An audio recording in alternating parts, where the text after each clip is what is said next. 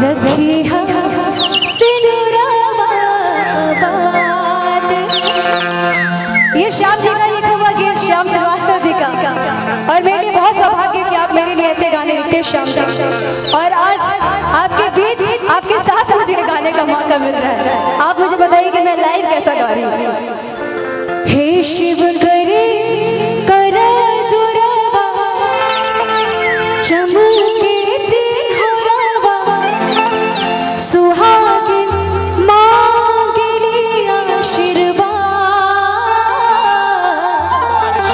रखी है सिनुराबाद, रखी है सिनुराबाद। हे शिव करे कर जुरावा चमके सिंहरावा सुहागिन मांगली आशीर्वाद। रखी है सिनुराबाद, हे शिव रखी है सिनुराबाद।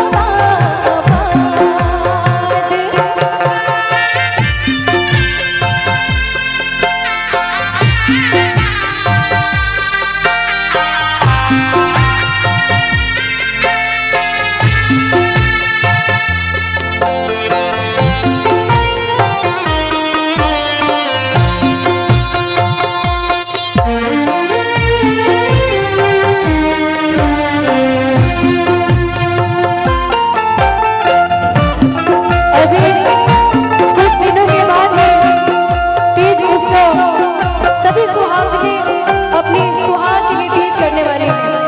हरतालिका तीज बस आने ही वाला है, तो ये हर तीज व्रतियों के लिए ये खास गीत। हाथ में सिंदूरवा सिंदूरवा में सिनुरा सिनुरा से सुहागिन के प्रीत।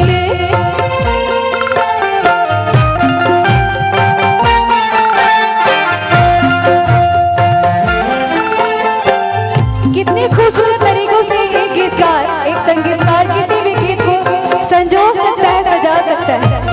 और देखिए आप हैं तो ये गीत के लिए मैं आप पे निशावर करती हूँ। ये कुछ भी नहीं है श्याम जी, मैं बता रही हूँ, ये कुछ भी नहीं है जो आप मेरे लिए करते हैं।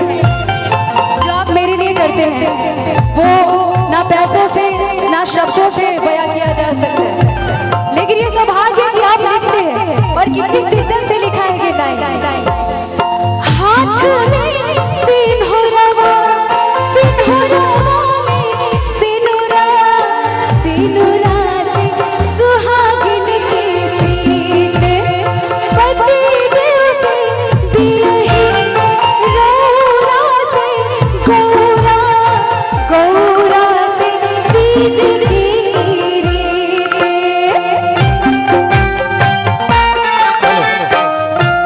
श्याम भैया माइक में लगाइए। श्याम भैया आप इतना बढ़िया गीत लिख के मुझे लगता है कि आप जैसे गीतकार, आप जैसे कंपोजर किसी भी गायक को अमर कर देते हैं। आपने इतना शिद्दत से इतने गानों को लिखा है, हम लोग जो दे रहे हैं वो कुछ है नहीं, बस ये आपसे कमाया हुआ धन है जो आपके हाथों में देना चाह रहे हैं। आप इसे स्वीकार करिए। हर मंचों पे हम लोग को ऐसे ही पैसा देते हैं। और ये कितना सौभाग्य की बात है कि श्री ओम प्रकाश गर्ग भैया के इस आयोजन में हम आपके सामने अपनी प्रस्तुति रख रहे हैं। ये हमारा सौभाग्य है। बहुत बहुत धन्यवाद भैया। हाथ में सिंदूरवा सिंदूरवा में सिनुरा सिनुरा से सुहागिन के प्रीत। पति देव से बिरहीन रौरा से गौरा गौरा से तीज की रीत।